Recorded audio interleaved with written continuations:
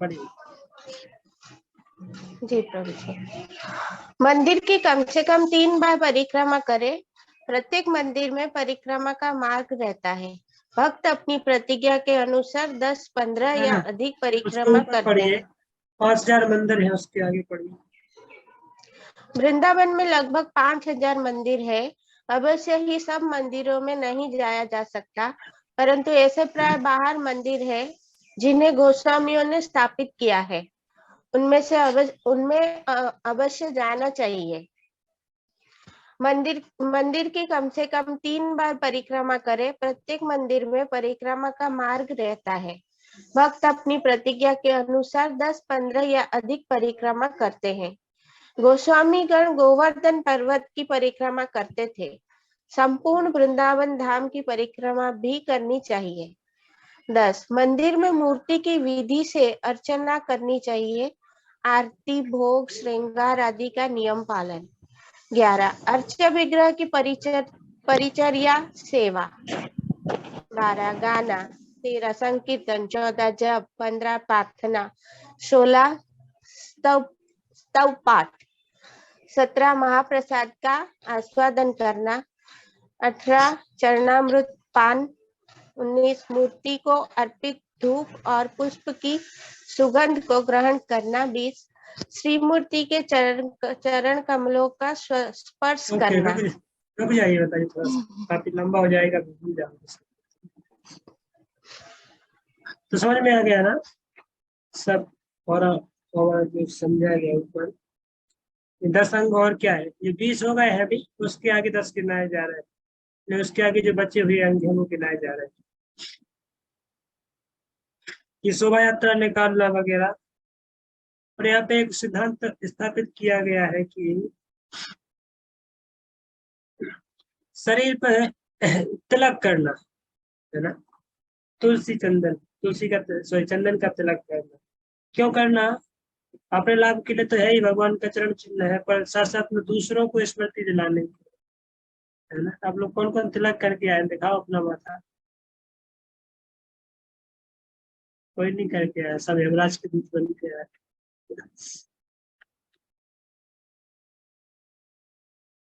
तिलक करेंगे तो विष्णु दूत लगेंगे, तिलक नहीं गया तो यमदूत लगेंगे। अच्छा किया है, ललिता माता जी ने किया है, मिट गया है सुबह से शाम तक। और रितेशपुर ने किया है, त्रिपुर ने नहीं किया है, अर्चना माता जी ने नहीं किया, भानु प्रेम माता जी ने किया, नहीं तो छुप गई। प्रभु जी दिख नहीं रहा है किए हैं, वो थोड़ा पसीना बहुत हुआ है ना, गर्मी, लाइट नहीं थी तो उसमें वो गीला गीला लग रहा है, इसलिए नहीं दिख रहा है। हम तो रोज ही करते हैं, हमारा तो तिलक का कहने का मतलब है कि तिलक करना चाहिए हमें, जो कि हमारे शरीर की शुद्धता और शोभा बढ़ाता है, तो सेम टाइम दूसरे लोगों को भी कृष्ण स्मृति प्रदान करता है। जब माथे पे हमारा तिलक लगता है तो लोग पहचान जाते हैं, हरे इस्कॉन वाले आ गए, हरे कृष्ण वाले आ जी गए, जी तो हरे कृष्ण उनका नाम से निकलता है, हरे कृष्ण वाले आ गए, हरे कृष्ण। तो हरे कृष्ण उसने कम से कम आपके तिलक को देख करके उसने जिंदगी में एक बार तो हरे कृष्ण बोला।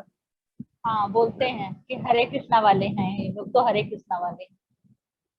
हरे कृष्णा हरे राम हरे कृष्णा हरे कृष्णा। गाड़ी से निकलते हैं तो घूरते हैं, स्कूल में जाते हैं बच्चों को लेने तो वो भी देखते हैं लोग, मतलब गार्ड से लेके वो सारे लोग देखते हैं, तो हर जगह लगा के जाते हैं। तो यदि आप 100 लोगों को भी 7 दिन में मिल रहा है तो 100 लोगों को अपने हरे कृष्ण नाम से बनवा दिए, मतलब आपकी एक माला आपने कर दी 100 लोगों को। तो इसलिए तिलक लगाना चाहिए। चित्र में आपको ये पूछा था कि क्या कौन है वैष्णव, कौन है? गोविंद ने एक बार पूछा था, तो चित्र आपको ने बताया पहली परिभाषा क्या है वैष्णव की, कि जिसके मुख से एक बार भगवान का नाम निकला वो वैष्णव है। इसलिए एक बार जिंदगी में हरे कृष्ण बोला है। और फिर कुछ दिन बाद आकर के चेतन महाप्रभु को पूछा कि वैष्णव कौन है, तो उन्होंने बताया जो हमेशा भगवान के नाम का कीर्तन करता हो वो वैष्णव। पर तीसरी बार आकर के पूछा कि वैष्णव कौन है, तो फिर बताया कि जिसकी उपस्थिति मात्र से सारे के सारे लोग वैष्णव बन जाते, सारे के सारे लोग भगवान के नाम का जप करना चालू कर देते, वैष्णव। तो अलग अलग समय पर चेतना को अलग अलग परिभाषा दी है। इसका सार क्या है कि अलग अलग स्तर के वैष्णव, तो सामान्य जो वैष्णव है कनिष्ठ रखते हैं हम जैसे लोग, तो हम लोग अभी वो नहीं कर सकते हैं कि 24 घंटे भगवान के नाम का जप करें या हमारे ऊपर सारे लोग वैष्णव बन जाए। और कम से कम हम माथे पर तिलक लगा के जाएंगे जहाँ जाएंगे, तो कम से कम हम लोगों को कृष्ण नाम याद करा सकते हैं। और हम तो भगवान का नाम कम से कम ले ही रहे इसको। तो कहने का मतलब चेतन आपको कहता है कि दुनिया में हर कोई वैष्णव है, कोई भी व्यक्ति ऐसा नहीं है वैष्णव नहीं है, क्योंकि सबके मुख से एक बार तो भगवान का नाम निकला ही होगा। तो आप किसी को भी निंदा है, किसी को भी वो नहीं कह सकते, सबको वैष्णव को उसमें देख सकते हैं अलग अलग स्तर पे। पर ऐसा नहीं कि ये वैष्णव है तो वो वैष्णव अपने स्तर का नहीं, स्तर का है, एक कनिष्ठ है, एक मध्यम हो सकता है, एक उत्तम हो सकता है। दूसरा बड़े बड़े यहाँ पे जो, तो विशेष करके इसमें तुलसी माला और वैष्णव तिलक, ये दो चीजें ज्यादा कंसिडर की जाती है। तुलसी माला पहनना चाहिए भक्तों को इसलिए, और तिलक धारण करना चाहिए, दो चीजें हमारे लिए आवश्यक।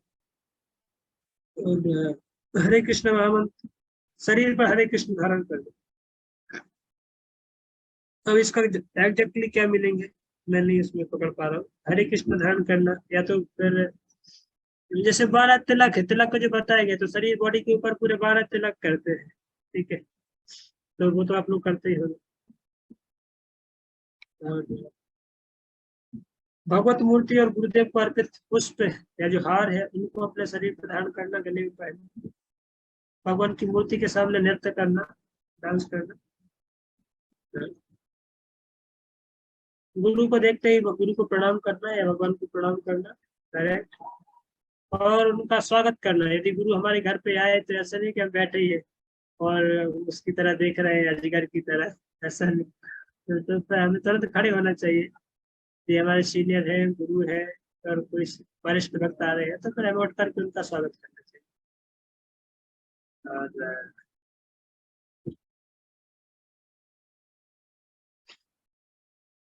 शोभा यात्रा निकालना, उनको दंडवत प्रणाम करना, ये सब नियम बताए गए। और बाद में फिर प्रभा जी आगे लिख रहे हैं कि धाम धाम वास करना, धाम की यात्रा करना, विशेष करके धाम में वृंदावन धाम दिया है।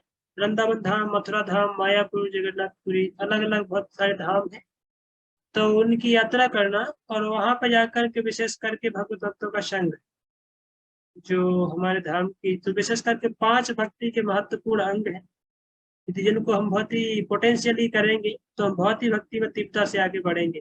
आगे इसी सेक्शन में आएगा वो कौन से 5 अंग हैं भक्ति के, जिनको हम गंभीरता से यदि पालन करें तो हम बहुत ही शीघ्रता से भक्ति में आगे बढ़ सकते हैं।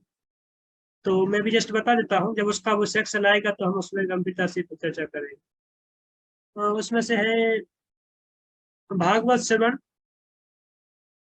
और वैष्णव सेवा और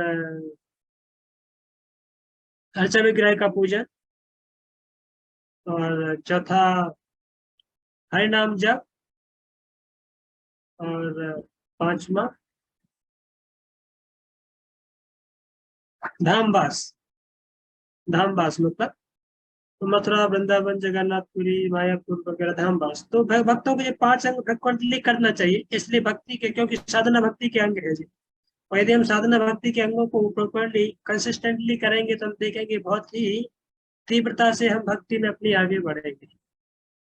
तो जैसे अपन रोज करते हैं, अपन रोज हरि नाम का जप कर रहे हैं, कंसिस्टेंटली कर रहे हैं विदाउट मिसिंग, ठीक है। और भागवत श्रवण, भागवत श्रवण के लिए विशेष करके भागवत श्रवण मतलब भगवान की दिव्य कथा को लेकर के चर्चा भक्तों के बीच में। अभी जैसे कोई, हम लोग मंदिर में रहते हैं तो हमारा नित्य भागवत सेवन होता है, ठीक है, क्योंकि प्रभुपा जी ने सिस्टम बनाया कि मंदिर में रोज 1 घंटे कम से कम भागवत क्लास होती ही होती है, 8 से 9 बजे तक। आप दुनिया के किसी मंदिर में चले जाओ, किसी कोने में चले जाओ, आपको ये सिस्टम मिल जाएगा। सुबह मंगल आरती 4:30 बजे, उसके बाद मंगल आरती के बाद तुरंत इंस्टेंटली नाम जप करने के लिए 2 घंटे का समय, फिर उसके बाद गुरु पूजा, गुरु पूजा के बाद भागवतम। तो आपका ये पूरा पैकेज हो गया सुबह का, है ना, पूरा फुल पैकेज हो गया 4.5 घंटे 5 घंटे का। और भागवतम का तो 9 बजे आप निकलोगे। तो फिर प्रसाद सेवन, भक्तों के बीच में बैठ करके प्रसाद का सेवन करना, या फिर जो अर्चा विग्रह का पूजन कर रहे हैं पुजारी लोग हैं तो अर्चा विग्रह का वैसे पूजन करते हैं। तो इसमें कितने अंग हो गए? भागवत श्रवण हो गया, अर्चा विग्रह का पूजन। देखो अभी अर्चा विग्रह का पूजन ऐसे नहीं कि केवल पुजारियों के लिए, जैसे कोई भक्त है मंगल आरती जाके अटेंड कर रहे हैं, पुजारी लोग मंगल आरती कर रहे हैं और दूसरे भक्त है मंगल आरती अटेंड कर रहे हैं, तो वो भी अर्चा विग्रह का पूजन जैसा ही हो गया, क्योंकि उसमें पार्टिसिपेट कर रहे हैं, है ना। क्योंकि सब लोग तो जाके अर्चा विग्रह को नहीं टच कर सकते, पूछ सकते हैं। और यदि कोई कर सकते हैं तो जैसे गृहस्थ लोग हैं तो अपने घर पे अर्चा विग्रह को रखते हैं, उनकी सेवा करते हैं, तो वो पॉसिबल है। और जब हम अर्चा विग्रह के सेवन की बात कर रहे हैं विशेष करके मंदिर में, तो फिर विशेष करके मंगल आरती अटेंड करना, दर्शन आरती अटेंड करना, और पुजारी लोग जब भगवान को वस्तु ऑफर कर रहे हैं तो भगवान को प्रार्थना करना, भगवान हमारी तरफ से भी इसको स्वीकार, इस तरीके से, ठीक है। तो भागवत स्मरण हो गया, अर्चा विग्रह का पूजन हो गया। धामवास, तो इस धामवास के लिए अलग अलग यात्राओं का प्लान करते हैं, इसलिए वृंदावन की यात्रा, मायापुर की यात्रा, तो 3-4 दिन पूरा वहीं पर रह करके विशेष करके धाम को विचरण करते हैं, धाम को घूमते हैं, धाम की महिमा को सुनते हैं। इस तरीके से भक्ति का तीसरे अंग का पोषण हो जाता है। और फिर हरिनाम जप, हरिनाम जप के लिए आप रोज 16 माला कंटिन्यूसली कर ही रहे, चौथा अंग हो गया। 5वां क्या बचा? तो भक्तों का संग, भक्तों का संग वो हो ही गया फ्रिक्वेंटली, उसी में इंक्लूड हो गया, ठीक है।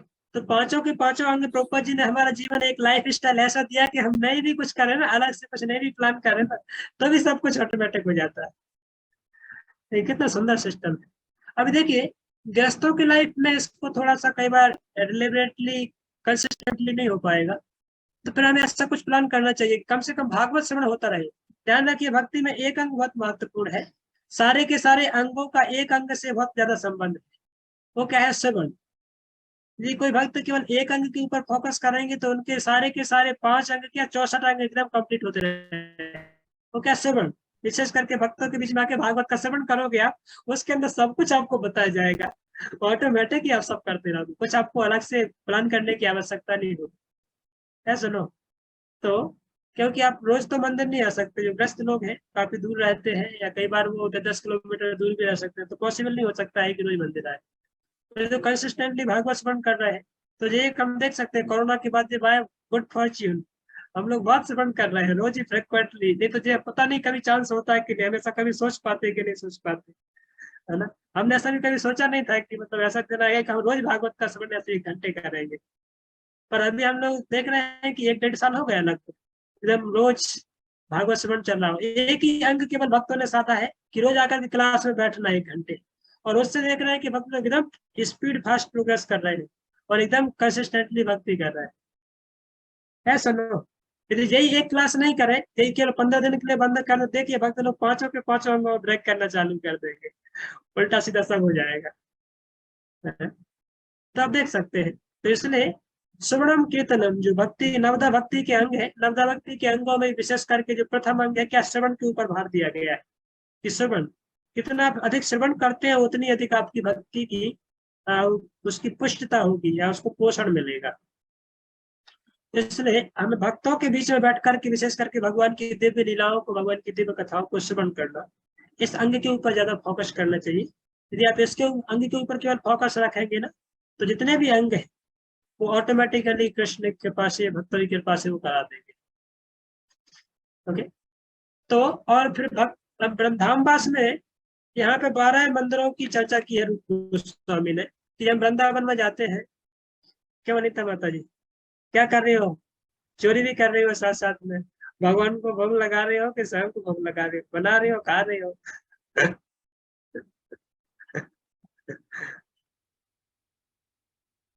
बोलो भगवान हमारे इतना प्यार करते हैं। भगवान के प्रसाद खा रही हूँ प्रभु जी, कथा सुनने के बाद। अच्छा, बना नहीं रही हो ना? एक तो बनाते बनाते समय भी खा रहे थे। अच्छा है, भगवान आपके अलाउ करते हैं, अच्छे भगवान, ये संबंध है। तो धामवास में विशेष करके वृंदावन जाते हैं, तो वृंदावन में विशेष करके षड गोस्वामी टेम्पल है, यहाँ पे 12 मंदिरों की चर्चा की गई है जो गोस्वामी के द्वारा स्थापित है। अभी अनिता माता जी आप ध्यान करिएगा, वृंदावन में हम षड गोस्वामी मंदिर गए थे, याद है आपको? कौन कौन से मंदिर गए थे षट गोस्वामी के? हाँ जी प्रभु जी, आप लेके गए थे। हाँ बताइए, कौन कौन सा याद है अभी तक? रूप गोस्वामी के वहाँ पे भी गए थे हम। वो मुझे उनके विग्रह के नाम तो ध्यान नहीं है, हाँ, पर हम वहाँ पे भी गए थे। गोविंद देव बड़ा जी, मंदिर जो सबसे पहला हमने कवर किया था, बड़ा मंदिर राधा गोविंद जी। दामोदर। राधा गोविंद, हाँ, रूप गोस्वामी का राधा गोविंद। ओके, आगे। प्रभु जी, वो सनातन गोस्वामी के नहीं थे क्या राधा गोविंद? गोविंद देव जी। नहीं, सनातन गोस्वामी के राधा मदन मोहन, जो भी टूटा मंदिर था ना ऊपर, हमने वो बाटी वाली कथा सुनाई थी, वो बिना नमक की बाटी। हाँ जी। वो सनातन गोस्वामी के राधा मदन मोहन, यमुना जी के किनारे पे। अच्छा, वो राधा मदन मोहन जी थे। अच्छा, फिर जो हमने सबसे पहले जो देखा था, जो जयपुर के राजा ने बनवाया था, हाँ, मतलब राजस्थान के राजा ने बनवाया था, वो गोविंद देव जी का मंदिर था। वो रूप गोस्वामी जी के विग्रह थे। ठीक राधा है प्रभु जी, मेरा गोविंद का। तो हाँ जी, मैं उनको दामोदर समझ रही थी प्रभु जी। नहीं, राधा दामोदर तो फिर हम अंदर गए थे ना, प्रभुपाद जी का जहाँ पे वो था, किचन था, प्रभुपाद जी जहाँ पे रहते थे। आपने वो डोनेशन भी कुछ डाला था उसमें शायद, तो वो था राधा दामोदर, वो जीव गोस्वामी का। ठीक है, अच्छा, राधा दाम। और उसके बाद क्या याद है? जहाँ पे प्रभुपाद जी का रूम था, और प्रभुपाद जी हाँ, रूप मतलब वो जो रहते थे। जहाँ समाधि थी उनकी, तो उनको देखा करते प्रभुपाद थे। जी की समाधि नहीं, रूप गोस्वामी की समाधि, जहाँ पे आप उसके लोगों को पास ज्ञान दे रही हाँ थी। जी, उसके पास उनका रूम था। ठीक है बाबू जी। वो है राधा मदन मोहन। राधा दामोदर, अच्छा, वो राधा दामोदर है। राधा मदन मोहन जी जो बाटी अ, वाले, वो पहाड़ी के ऊपर। हाँ जी, ठीक है बाबू जी। और गोविंद देव जी हैं रूप गोस्वामी जी के, जो जयपुर वाले हैं। हाँ, ओके, और कौन कौन से याद है उसके अलावा? प्रभु जी, मुझे अभी दोबारा हलवा, आना पड़ेगा वृंदावन। हलवा वाले, जहाँ पे आपने हलवा खाया था, राधा रमन, 2 बार गए हाँ थे जी, वहां। राधा रमन जी तो मुझे बहुत अच्छे से याद है। हाँ, वो किसके हैं? गोपाल भट्ट गोस्वामी। ठीक है, अच्छा, गोपाल भट्ट गोस्वामी। राधा रमन। उसके अलावा फिर कहते हैं हम बांके बिहारी जी के टेम्पल याद है मुझे। बांके बिहारी षट गोस्वामी मंदिर में नहीं आता है, तो वो तो शंभू के गया है। आपके और उसके अलावा आप गए थे, हम लोग गए थे राधा रमन के बाद राधा गोकुलानंद। ठीक है, अ, जहाँ पे प्रभु जी, वो कौन सा था जहाँ पे जो हम वृंदावन से निकल के गए थे, और वहां पे हमने मतलब लेटे भी थे, हम वहां पे रेस्ट भी किया था हमने, और उन्होंने विग्रह को लाके बाहर भी रखा था। लेट थे। आप तो हर जगह ही और लेट रही थी, उसमें नई बात क्या है? नहीं नहीं प्रभु जी, वहां पे तो हमने मतलब झाड़ू भी लगाई थी, वहां साफ भी किया था हमने बाहर, और वो पूरा अच्छा, कवर्ड था ऊपर। वो वो मंदिर नहीं था, वो तो रूप गोस्वामी जहाँ पे भक्ति रसामृत सिंधु लिखे हैं, रूप गोस्वामी भजन करते थे यहाँ पे, और ग्रंथों को अच्छा। रचना किया उन्होंने। जो हम ग्रंथ पढ़ रहे हैं ना, भक्ति रसामृत सिंधु, वहीं हाँ पे जी। उसी पेड़ के नीचे बैठ करके रूप गोस्वामी लिखे। अच्छा। बताया था ना वहाँ का कथा, जब हाँ, वो अष्टवक्र जो थे वो वहां से निकले थे, हाँ, और उनको लगा कि उनकी इंसल्ट हो गई है। हाँ, हाँ वही जी। था, वो टेर कदम बोलते हैं उसको, टेर कदम। तेल कदम। अच्छा बाबू जी। ठीक है, तो अभी ये जो वृंदावन धाम की चर्चा हो रही है, अभी भक्तों का उत्साह बढ़ जाएगा वृंदावन जाने के लिए, अभी तो जानना ही है कुछ भी करके। प्रभु जी, नॉर्मली लोग नहीं जा पाते हर वो मतलब हर गोस्वामी के टेम्पल ना, मुझे लगता है। ये हम लोगों जो को पता नहीं पढ़ते होता है, हैं। सामान्य लोगों को तो पता ही नहीं होता है कि वृंदावन एक्चुअली गोस्वामियों की देन है। हम जो आज वृंदावन देख रहे हैं, वो सारा हमारे 6 गोस्वामियों की देन है। उन्होंने जो वृंदावन धाम को वो किया, रिनोवेट किया, क्योंकि धाम तो पूरा लुप्त हो गया था ना भगवान के जाने के बाद। तो चैतन्य महाप्रभु की आदेश के अनुसार छठ गोस्वामी बाद में वृंदावन आए, 6 गोस्वामी, और उन लोगों ने इसको फिर पूरा उसको वास्तविक रूप में फिर से ला करके बाहर निकाला, क्योंकि सारा धाम लुप्त हो गया था। ओके, उसके अलावा हम गए थे फिर राधा गोकुलानंद,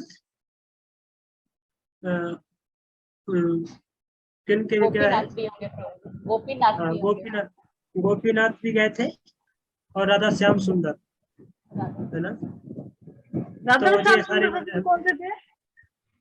हाँ, राधा श्याम सुंदर जी का मंदिर कौन सा था?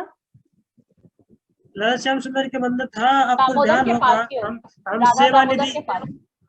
राधा दामोदर के पास से बात नहीं, हम वो गए थे ना, वो निधि निधि वन नहीं, सेवा कुंज, सेवा कुंज। सेवा हमको कुंज। ऑटो वाला पीछा कर गया था कि महाराज आप आधे घंटे का फोन करके लाए हो, आप इतना देर लेकर के कहाँ चले जा रहे हैं छुट्टी? तो आपने उसको 50 रुपये एक्स्ट्रा दिया था, या तुम समोसा खा लो। आपको पता नहीं, याद है कि नहीं? तो फिर उसके बाद हम निधि वो सेवा कुंज कवर करके आए थे, तो फिर उस मंदिर में गए थे। अच्छा, वो याद नहीं प्रभु जी मुझे। और वो प्रभु जी कौन सा था, मतलब जहाँ पे एक मतलब हम शायद बांके बिहारी जी के टेम्पल गए थे और उस टाइम खुला नहीं था, तो फिर आप हमें लेके गए थे एक जगह, वो छोटा मंदिर था, बहुत छोटा मंदिर था, और जहाँ पे 2 गोवर्धन शिलाएं रखी थी और हमने परिक्रमा की थी, वो अंडरग्राउंड से परिक्रमा की थी हमने। हाँ, वही है, वो राधा गोकुलानंद है। अच्छा, और वहां पे किसी मिल हमारे गया ना? गोस्वामी की है समाधि, थी ना वहां पे, शायद गई थी वहां पे। हाँ, लोग। लोकनाथ, अच्छा।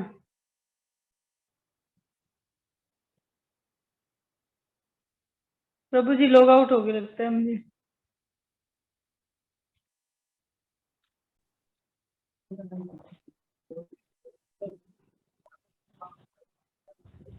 लग रहा है कि चले गए, डिस्कनेक्ट हो गए। प्रभु जी आ गए। कनेक्ट करना पड़ेगा।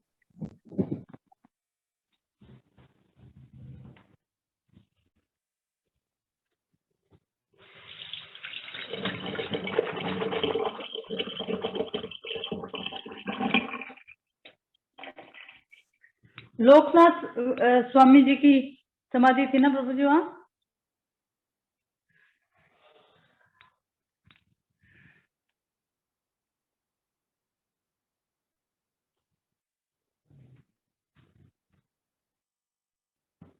प्रभु जी का नेट खत्म हो गया है, हमको लग रहा है, वो इसीलिए धीरे धीरे।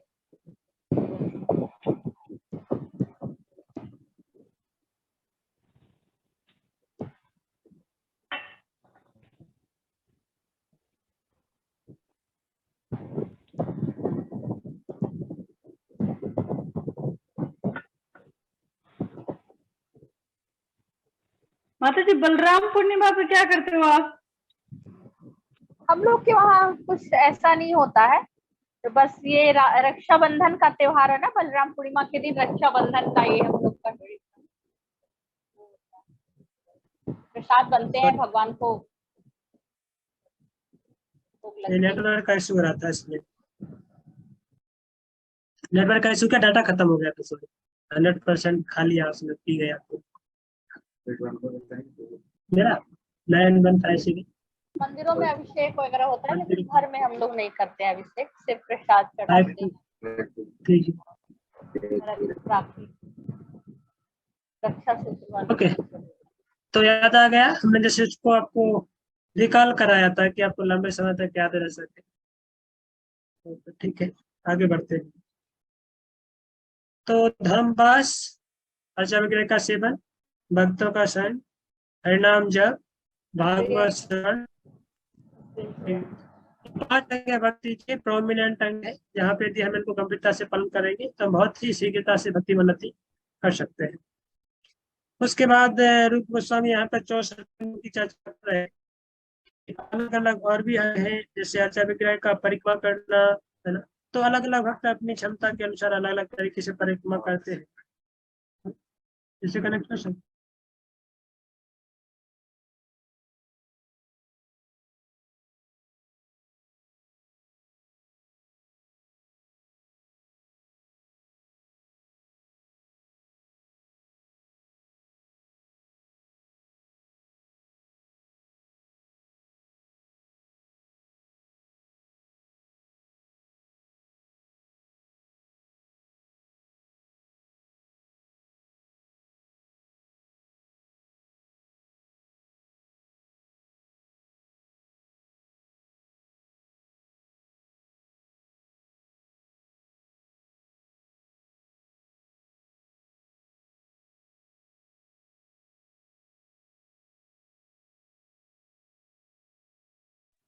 क्या हुआ माता जी?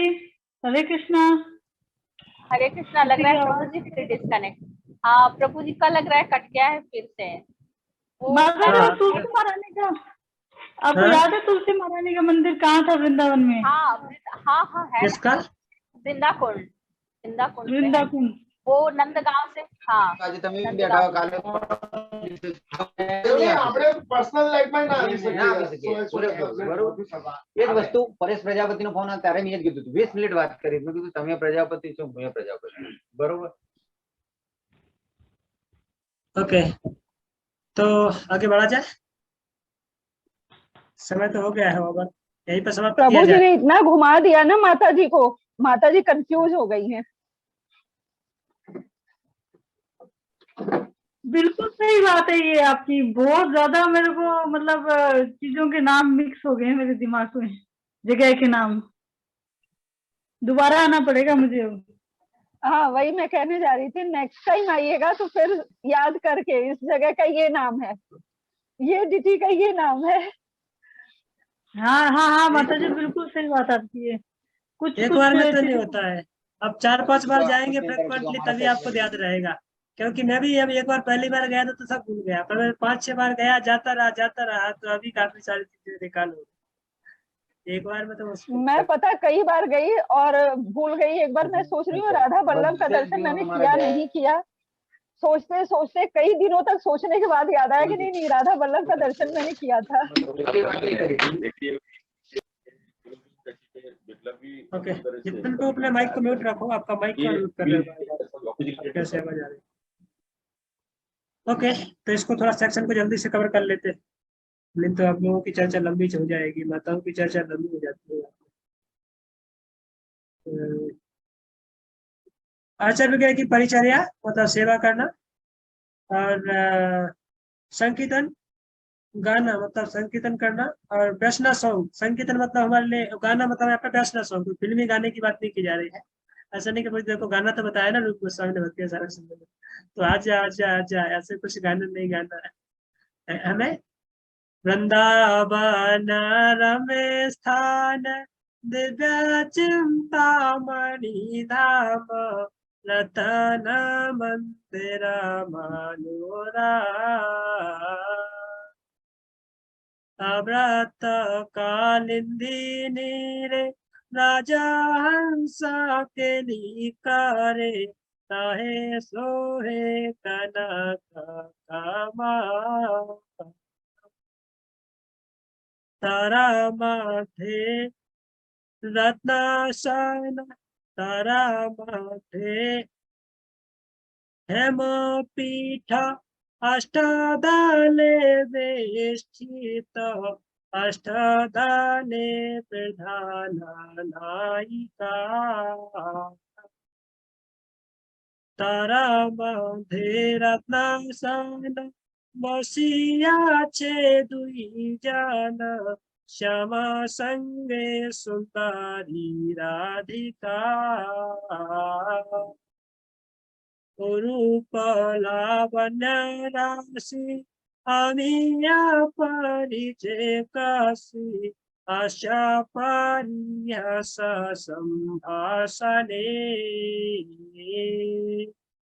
नरोत्तम दास कहे नित्य लीला सुखमय, सदाए स्फुर मोर मने।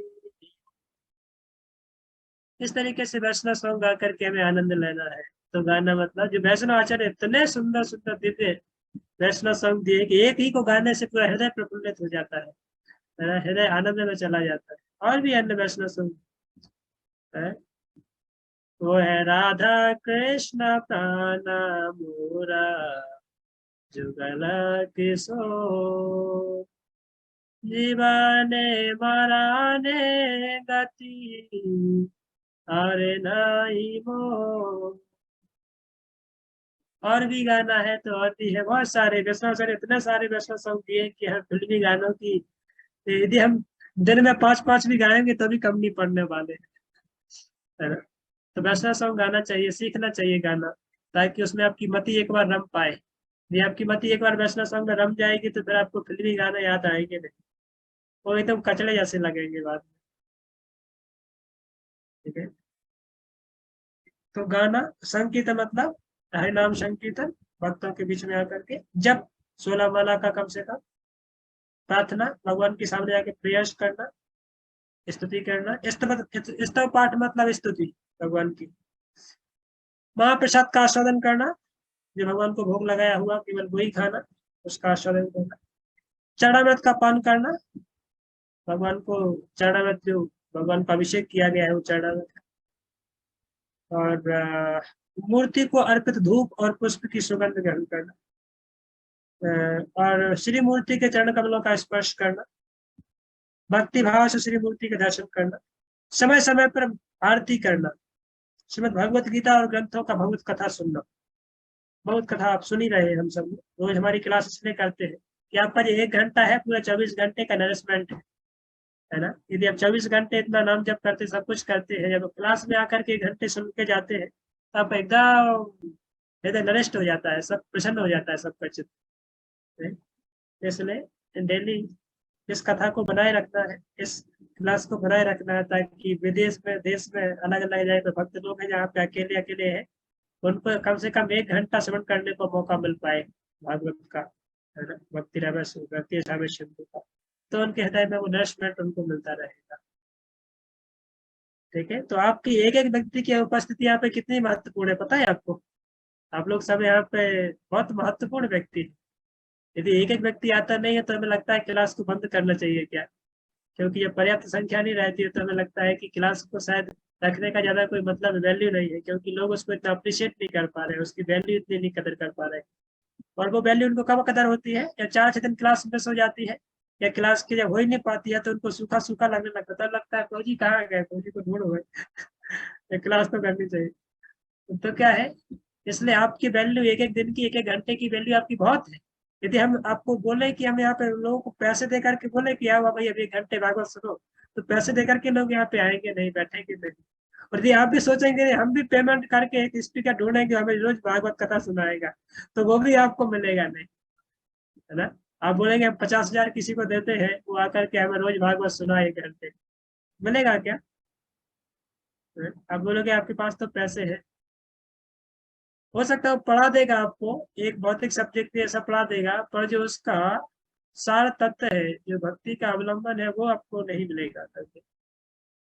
तो आप ऐसा मत चिंता कीजिए, आपका यहाँ पे सबका बहुत महत्वपूर्ण विशेष योगदान है। हम सब एक दूसरे के सहयोग से कृष्ण कथा में सहयोग करके आगे बढ़ रहे हैं।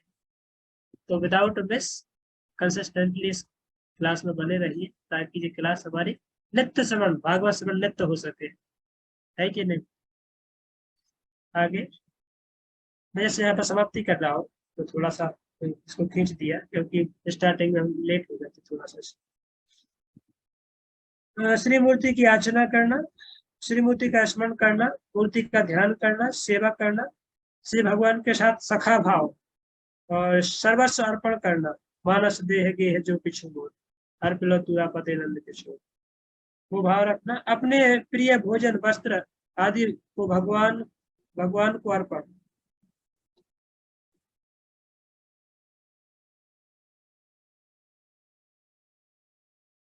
अच्छा, मैंने स्क्रीन शेयर नहीं किया, आप लोग बोलते भी नहीं हो। बोले हैं प्रभु जी, आप नहीं आवाज कट कौन रही बोला? थी, हम सोचे कि हम ही बोले हैं प्रभु जी स्क्रीन शेयर नहीं किया, देरी हो सकता है आवाज आपके पास नहीं गई। तो सोचे आप कह रहे हैं कि टाइम हो गया है तो क्या करें। समय तो हो ही गया है, असर थोड़ा सा इसको कंप्लीट कर दिया। श्री कृष्ण के लिए संपूर्ण चेष्टा करना या सब संकट सहना, जितने भी सारे संकट है ना, भक्ति में बहुत सारे संकट आएंगे, उनको सहन करना। जैसे नींद सबसे बड़ा संकट है, ललिता माता जी सही बात है ना, सबसे बड़ा बाधा संकट नींद ही है, बीच में अटका देते हैं। कौन सा प्रभु जी? जो आपको भी परेशान कर रहा है। नींद नींद नींद अच्छा अच्छा अच्छा, नींद, हाँ निद्रा। नींद तो सही। निद्रा देवी जो वही। सब अवस्थाओं में पूर्ण रूप से भगवान के शरणागत रहना, तुलसी को जल में सींचना, तुलसी को जल में सींचना।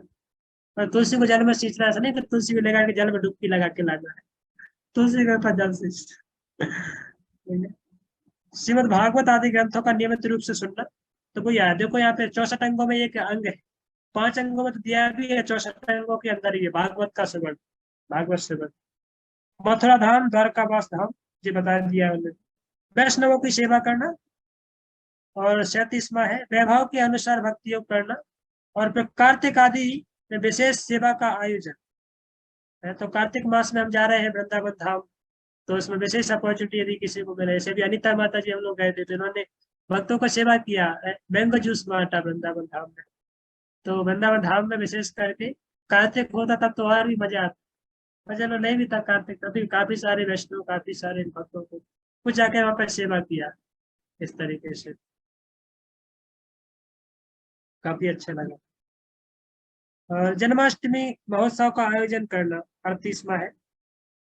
जन्माष्टमी आ रही 19 तारीख को, तो एकदम कंप्लीटली डिटरमाइंड होकर के भगवान की सेवा में लगना, है ना, बड़े उत्साह के साथ। और विशेष श्रद्धा और भक्ति से श्री मूर्ति के चरण कमलों की सेवा, केवल रसिकों के साथ श्रीमद् भागवत का आस्वादन करना। देखिए ये बहुत इंपॉर्टेंट है। 41वां है ना, रसिक भक्त है। अभी अलग अलग भक्त अलग अलग रस में हो सकते हैं, तो विशेष करके जो भक्त भागवत के रस का आस्वादन कर सकते हैं, या जो भक्त भागवत के रस का वास्तविक आस्वादन करा सकते हैं, जिसके हमारे हृदय में हमें उसको सुनने से ही एकदम एक प्रगाढ़ता और एकदम उत्साह भगवान की सेवा के आता है, भगवान की साथ एक प्रेम का संबंध हमें लगता है। ऐसे भक्तों से विशेष करके सुनना जो भगवान के रसिक भक्त है, जो भगवान की विशेष करके रसिक लीलाओं के ऊपर आनंद लेते हैं, इस तरीके से लीलाओं को प्रेजेंट करते हैं कि हमारा हृदय एकदम प्रफुल्लित हो जाता है। और रसिक भक्त उनके माध्यम से आस्वादन करना भागवत का है। अपने से उत्तम सजातीय भक्तों का संग करना, यही बहुत इंपॉर्टेंट है। सजातीय समझते हैं ना, सजातीय का मतलब क्या है यहाँ पे, माता जी? पहले मैं क्षत्रिय हूँ तो वही क्षत्रिय होने चाहिए, ऐसा? उनमें से वो है, मतलब उनको जी प्रभु जी। मतलब बहुत सजातीय भक्तों का संग करना, इसका क्या मतलब? स्वजातीय मतलब स्वजातीय नहीं सजाती, ये तो आपने एकदम परफेक्ट कॉम्बिनेशन कर दिया। स्वजातीय, स्वजातीय